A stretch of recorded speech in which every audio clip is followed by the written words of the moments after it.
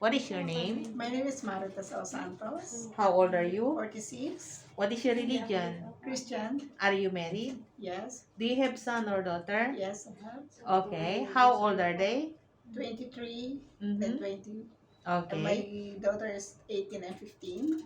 Okay. How long you have been working in Hong Kong? 7 years and 3 months. Do you have working experience in other countries? Yes, mom. Where? Malaysia. Okay. How long you have been working with your current employer in Hong Kong? 2 years. Where is your latest employer living in? Chunwan. How many square feet of your 300 employer's square house? feet. Huh? 300 square feet. 380? 300. Okay. How many family members are they? 3. 3? Couple Couple and? and kid. How old the kid? 5 you years. came? When I start there is 3 years old. Okay. Would you please describe your daily working schedule? What time you wake up in the I morning? wake up 6:30. I prepare myself, and after that I prepare breakfast for sir and also for the kid.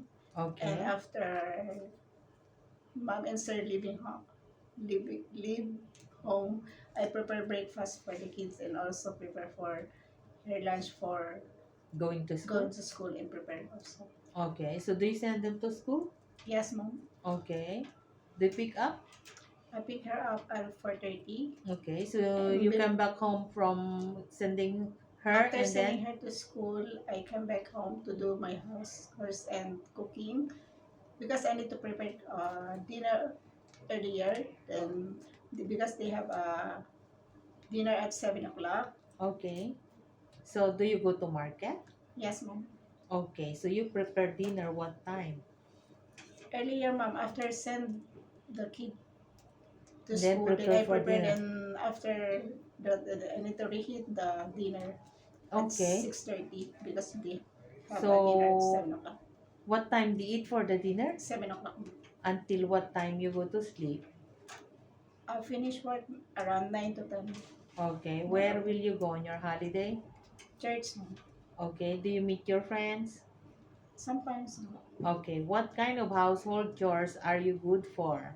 cooking, cleaning, and also teaching is for the Taking homework. care of kids? Yes, ma'am. Help them to do the homework? Yes, ma'am.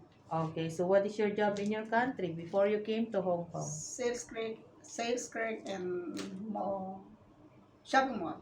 Okay. Thank you.